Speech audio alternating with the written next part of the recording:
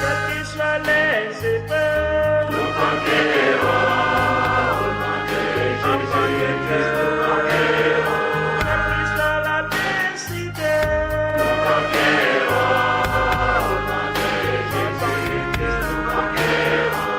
quelles que soient les épreuves, enfants de Jésus, quelle que soit l'adversité,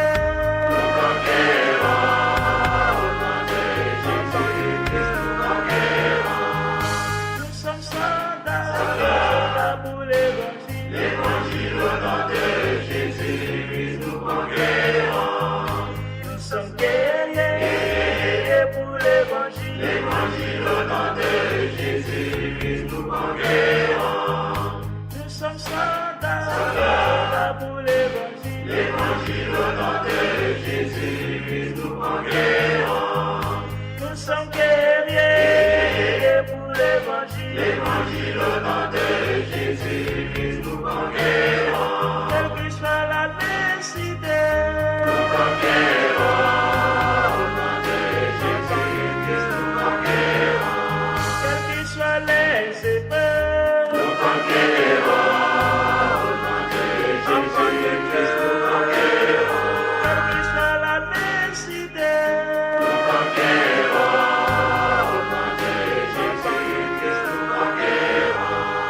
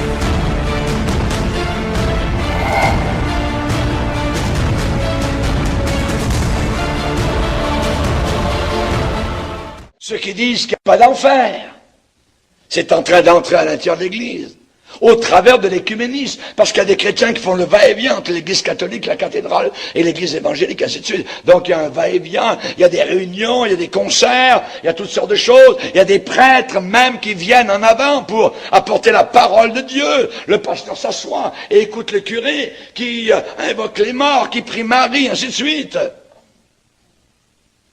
Si je rebâtis ce que j'ai détruit, je suis un transgresseur. Et les gens qui sont morts pour leur foi, parce qu'ils ont vu l'Église catholique telle qu'elle était, ces gens-là pointeront un doigt accusateur devant le trône de Dieu à ces chrétiens du XXIe siècle. Écuménisme, franc-maçonnerie. Chers amis, quand on dit qu'il n'y a pas d'enfer, qu'est-ce qu'on est en train de dire? On est en train de dire, Satan, tu as raison. Satan est un menteur. Quand on dit qu'il n'y aura pas d'enlèvement, il y a quelques semaines, il y a quelqu'un qui m'a envoyé un email, je ne sais pas de quel pays, tout ça. Il dit, pasteur, vous ne savez pas que l'enlèvement a déjà eu lieu? Ah ouais? Je ne sais pas quand, je ne sais pas où est-ce qu'il a été enlevé, lui, mais... ouais. Aujourd'hui, les gens veulent la religion du vaudor. C'est la religion du vaudor qui est en train de s'installer au milieu de nous. Vous savez ce qui est arrivé au pied de la montagne du Sinaï? Le peuple a dit, fais-nous un Dieu qui marche devant nous. Fais-nous un Dieu qui marche devant nous. C'est une religion d'idolâtrie qui est en train d'entrer. C'est une religion qui a besoin de voir. Alors que la Bible dit, lui que vous aimez sans l'avoir vu. Heureux ceux qui n'ont pas vu et qui ont cru. Les gens veulent pouvoir toucher, voyez. C'est une religion des sens. Une religion de gens dont le poil veut se dresser, voyez. La Bible dit que ce sont des hommes sensuels qui n'ont pas l'Esprit de Dieu. Jude 19. Alors que celui qui a le Fils a la vie, celui qui n'a pas le Fils de Dieu n'a pas la vie. Nous avons beaucoup de païens au milieu de nous, aujourd'hui dans l'Église évangélique. Ils ne sont pas nés de nouveau. C'est de l'ivraie. Et c'est un danger terrible parce que l'ivraie ne deviendra jamais du blé. Jamais. Mais elle est là, plantée. Elle est là en train de croître, de grandir au milieu du peuple du Seigneur. Et c'est un danger constant. Donc la religion du vaudor, religion idolâtre est en train d'entrer. Nous sommes une religion de l'ouïe. Nous entendons Dieu. La religion du diable, c'est une religion qui veut voir le spectacle, la gloire humaine, la grandeur des bâtiments. Saint-Pierre de Rome, on est 10 000 dans notre église, regardez, ainsi de suite, voyez. Chers amis, c'est une religion de grandeur. La femme vit que l'arbre était beau. C'est ses yeux qui l'ont conduit, pas ses oreilles, pas son cœur. Elle avait la parole de Dieu dans son cœur. Mais ce n'est plus l'ouïe qui a fonctionné. C'est la vue, les yeux. Elle vit. Religion des sens. Nous marchons, nous avons chanté tout à l'heure, par la foi nous marcherons jusqu'à la fin. Sans la foi, impossible de lui être agréable. Ils sont tous morts dans la foi, les héros de la foi. Amen. Quand je reviendrai, trouverai-je la foi sur la terre. La foi vient de ce qu'on entend. Où est votre foi? Ah oui. Jésus cherche la foi dans chacun de nos cœurs. La grande prostituée religieuse de la fin des temps est en train de monter sous nos regards. Et la prostituée, elle marche avec la visibilité. Elle veut être vue. Elle veut être regardée. Elle veut être convoitée. Et elle veut emmener avec elle vers l'enfer ceux qu'elle séduit. La religion du vaudor est une religion d'ignorance.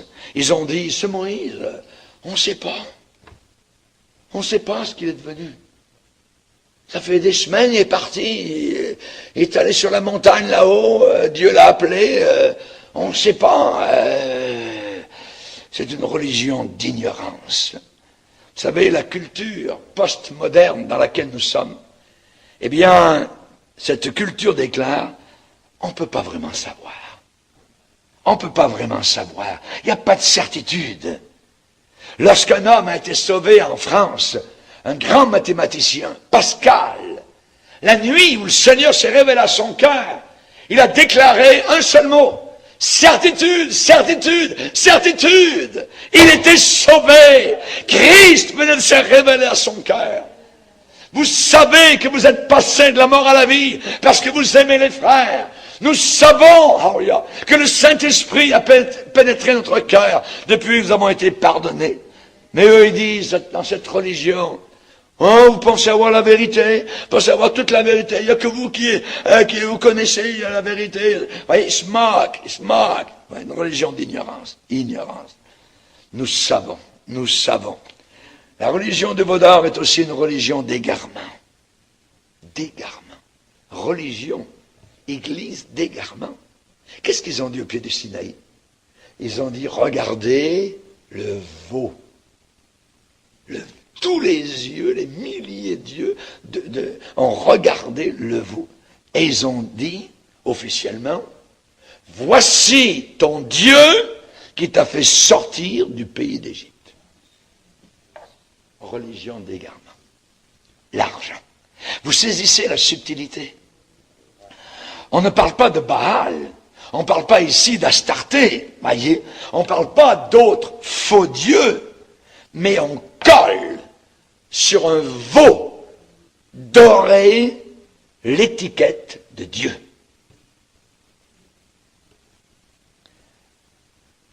Chers amis, quand on arrive à ce point-là, la Bible est utilisée pour égarer les gens.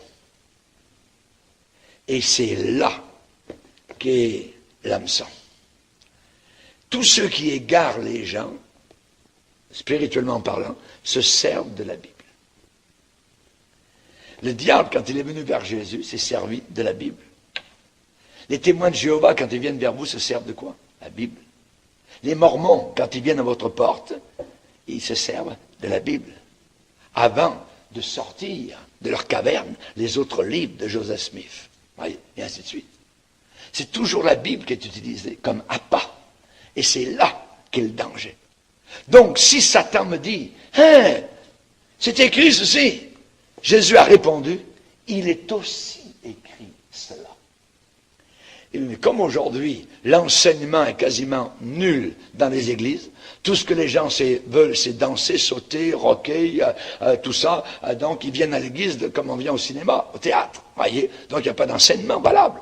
Et le diable, il a un jeu terrible. N'importe quel faux prophète peut venir avec une Bible en avant et induire les gens en erreur et les égarer. Voici ton Dieu qui t'a fait sortir du pays d'Égypte. Chers amis, Dieu a en horreur d'être représenté par un être humain corruptible, par un quadrupède, imaginez, par un reptile, par un oiseau ou un poisson. Et il le représente comme cela, aujourd'hui. Se vantant d'être sages, ils sont devenus fous, et ils ont changé. Changé quoi?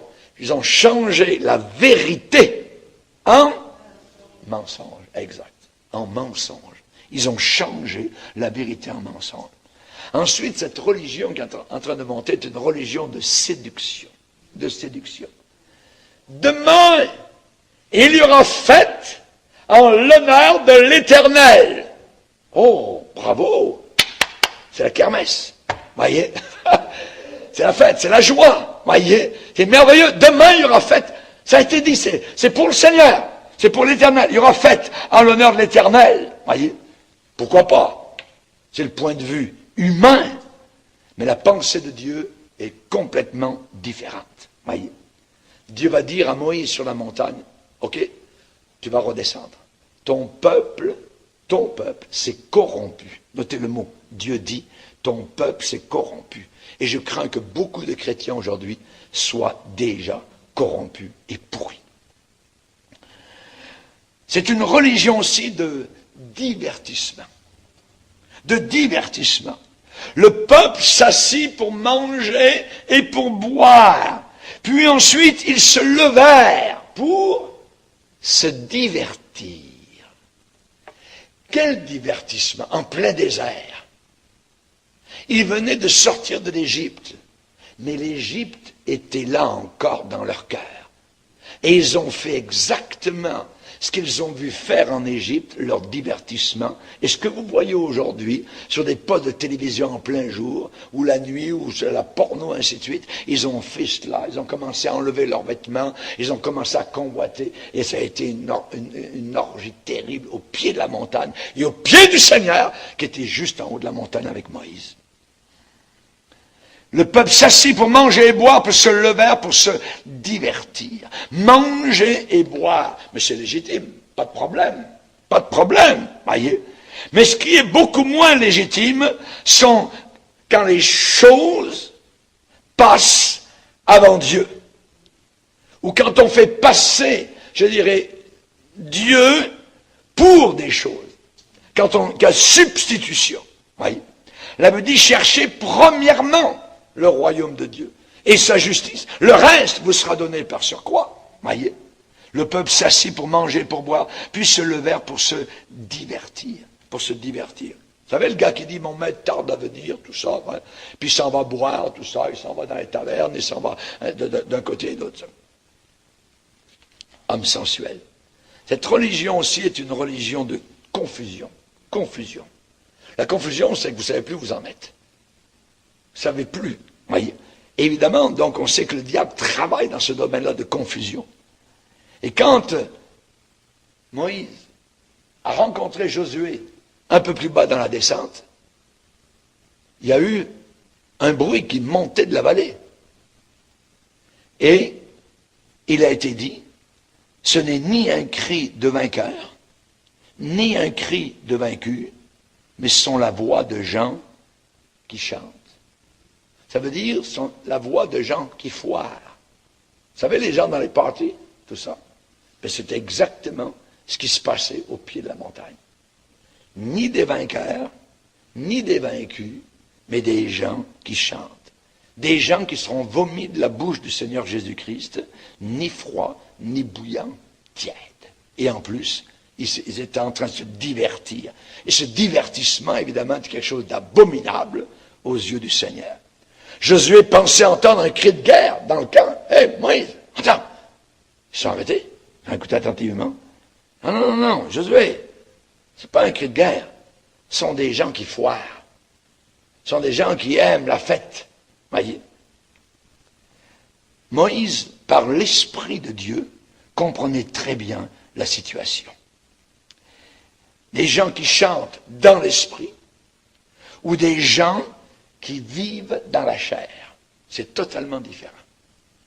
Et aujourd'hui, dans beaucoup d'églises, vous avez les décibels, vous avez les gars qui sont en avant, voyez, vous avez l'estrade très élevée, vous avez des paquets de gens, bing bang, ainsi de suite, voyez, et vous ne vous entendez même plus vous-même en train de chanter.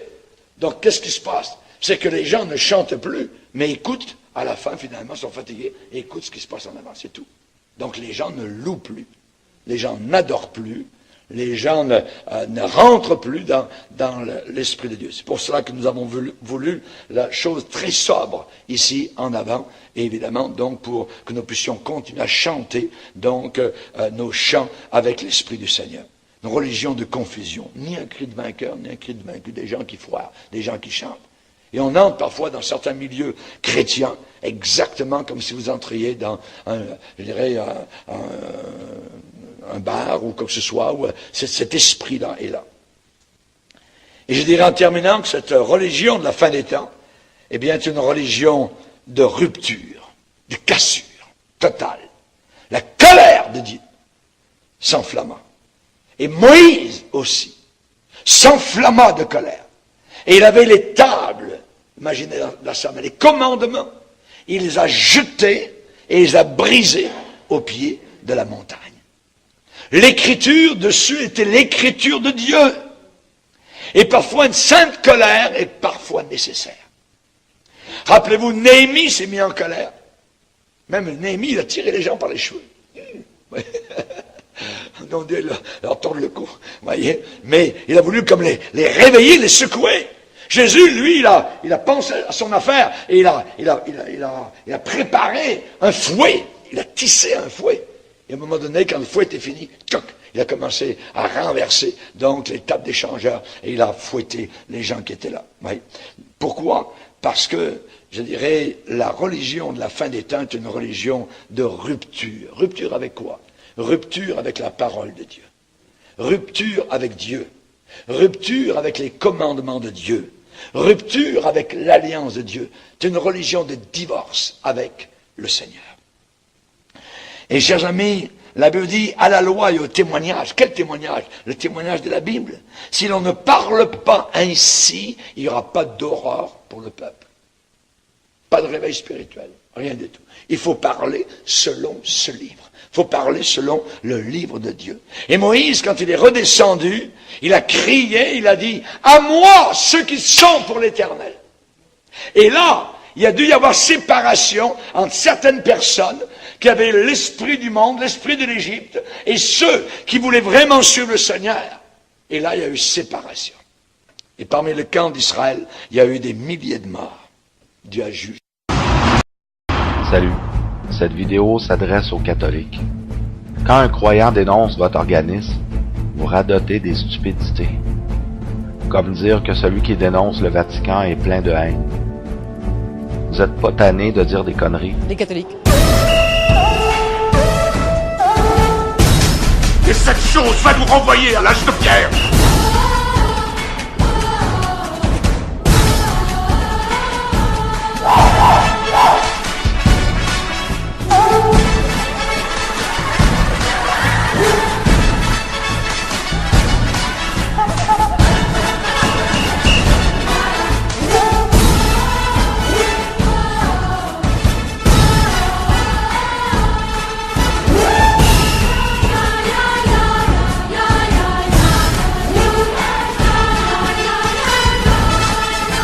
C'est assez beau de voir qu'il y a autant de gens qui prient la Vierge.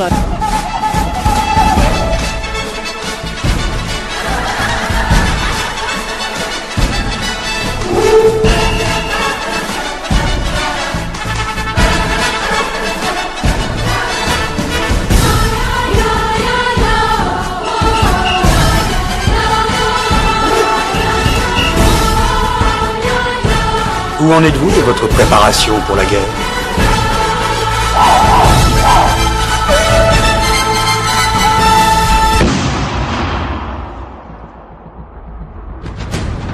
Petite question, le gâteau. Les papes et leur statut, ils imitent qui? Les serviteurs de Dieu ou le monde?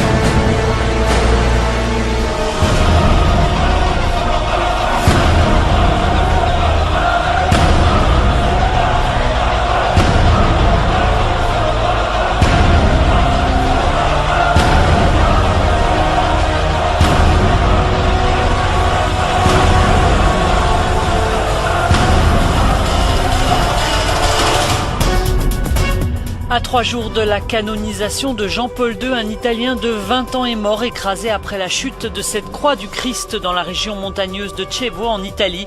La statue de 6 mètres de haut et pesant 600 kilos s'est brisée de façon soudaine et est tombée sur le jeune, le tuant sur le coup. Vos papes ont leur face sur de la monnaie. Ils imitent qui? Ils se mirent à surveiller Jésus, et ils envoyèrent des espions qui se donnaient l'allure d'être de bonne foi, pour le prendre à l'une de ses paroles et le livrer aux magistrats et à l'autorité du gouverneur. Ces gens lui posèrent cette question. « Maître, nous savons que tu parles et enseignes avec droiture, et que tu ne fais pas de considération de personne, mais que tu enseignes la voie de Dieu selon la vérité. Nous est-il permis, ou non, de payer l'impôt à César ?» Mais Jésus, remarquant leur fourberie, leur répondit, « Montrez-moi un denier. De qui porte-t-il l'effigie et l'inscription ?»« De César, dirent-ils. » Alors il leur dit, « Rendez donc à César ce qui est à César, et à Dieu ce qui est à Dieu. » Ils furent incapables de le prendre à l'une de ses paroles devant le peuple. Mais étonnés de sa réponse, ils gardèrent le silence.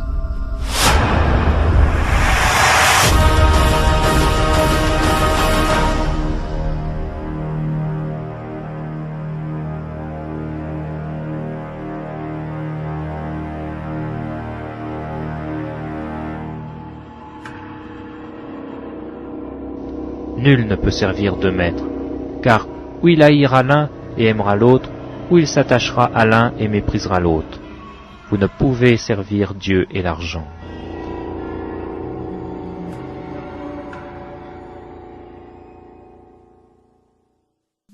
Attache ta tuque et ouvre tes oreilles.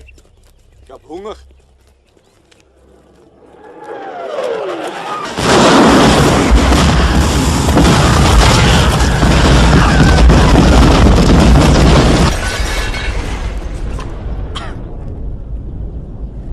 So einen großen Feuerball, Lume!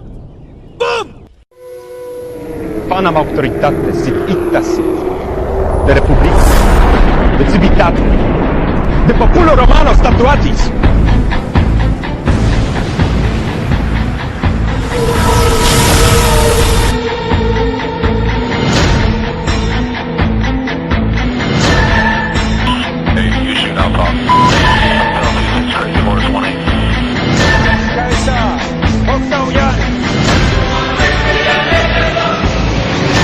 A new world order. Yes, we can.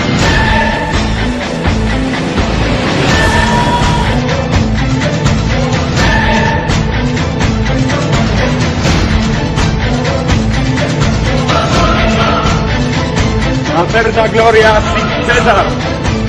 Unus verus. Temps de construire un nouvel ordre mondial.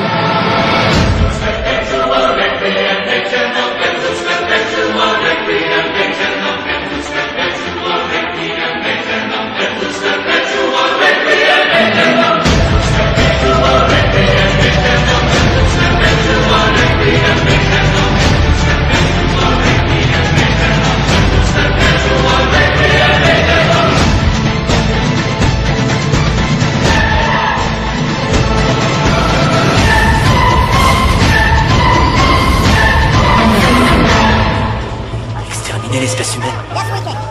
C'est une idée géniale. C'est génial.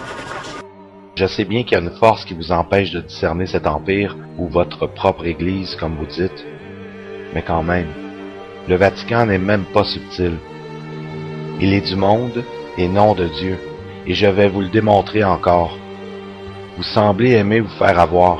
J'appelle ça faire exprès parce que le Vatican, tout comme les orthodoxes et les protestants qui protestent, démontrent clairement qu'ils ne sont pas les églises selon les Écritures, selon le modèle.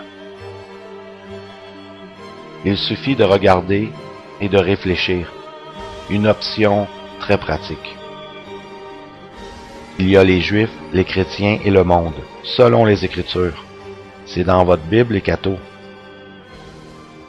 George H.W. Bush, 1992.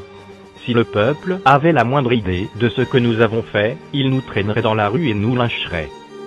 Quelques-uns croient même que nous, la famille Rockefeller, faisons partie d'une cabale secrète travaillant contre les meilleurs intérêts des États-Unis, caractérisant ma famille et moi, en tant qu'internationalistes et conspirants, avec d'autres autour de la Terre pour construire une politique globale, ainsi qu'une structure économique plus intégrée, un seul monde si vous voulez. Si cela est l'accusation, je suis coupable et fier de l'être. Nous sommes reconnaissants au Washington Post, au New York Times, Time Magazine et d'autres grandes publications dont les directeurs ont assisté à nos réunions et respecté leurs promesses de discrétion depuis presque 40 ans.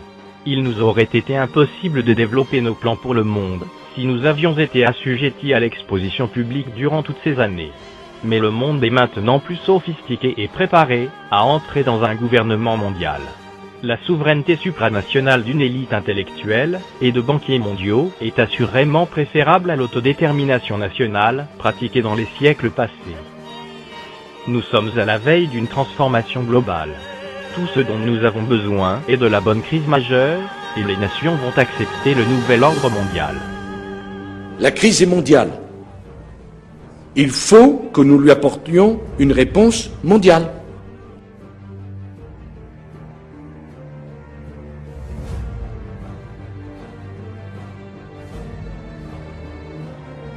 Le nouvel ordre mondial. Ce sont des riches qui ont voulu ça. Ce n'est pas le peuple, ni les dirigeants dans cette belle démocratie, mais des riches. Et comme ces riches détiennent le pouvoir en Occident, dans cette oligarchie, les chefs d'État qui sont soumis à eux font la promotion de ce nouvel ordre mondial. Et j'en appelle à tous les gouvernements. Aucun d'entre nous n'en sortira. Aucun. En faisant sa propre politique dans son coin, isolé de ce que font les autres. Et je puis vous dire une chose. A new world order. Et je puis vous dire une deuxième chose. Yes, we can. Et je puis vous dire une troisième chose. On ira ensemble vers ce nouvel ordre mondial. Et personne, je dis bien, personne ne pourra s'y opposer. Bonsoir. Les Canadiens et les Canadiennes sont fiers de l'histoire de notre pays, l'une des plus anciennes démocraties durables du monde. Les riches se servent des États-Unis, entre autres, pour établir leur contrôle du nouvel ordre mondial. Les chefs du Vatican qui sont du monde, dans les pensées du monde, suivent cette marche de moutons de Panurge. Uomo moderno, adulto eppure talora debole nel pensiero e nella volontà, lasciati prenda per mano dal bambino di Betlemme, non temere, fidati di lui. La forza vivificante della sua luce ti incoraggia ad impegnarti nell'edificazione di un nuovo ordine mondiale fondato su giusti rapporti etici ed economici. Le Seigneur a dit qu'on ne peut servir Dieu et l'argent. Ce David Rockefeller, par exemple, aime Dieu ou l'argent? Il aime l'argent. Il n'est pas un serviteur de Dieu. Il ne croit pas en Dieu et détruit même sa planète. Ce n'est pas un prophète qui a annoncé ce nouvel ordre mondial de la part de Dieu. Ce sont des chefs d'État de la part des riches qui sont soumis au diable. Ce qui prouve que le chef du Vatican est soumis au diable lui aussi. Si la tête est malade, tout le corps est malade. Un conducteur aveugle qui conduit des aveugles. Des cathos qui se posent pas de questions, qui sont tièdes et ne vérifient pas dans les Écritures. Il a cherché à manipuler les cathos avec l'annonce du nouvel ordre mondial en parlant de l'enfant de Bethléem. Mais le Seigneur n'est pas un enfant. Benoît XVI a aussi dit que la lumière du Seigneur nous invite à construire ce nouvel ordre mondial. Ce n'est pas la lumière du Seigneur. Le nouvel ordre mondial, c'est le monde, et c'est les mêmes pensées qu'à la tour de Babel. Dans Daniel 2, il est question qu'après l'Empire romain, il y a des alliances de pays, et c'est exactement ça. Sortez du Vatican. Entrez dans les églises selon les Écritures, selon le modèle. Passez une belle journée. Después de ser nombrados cardenales esta mañana por Benedicto XVI, los 24 nuevos cardenales se han distribuido por el Palacio Apostólico del Vaticano y por el Aula Pablo VI.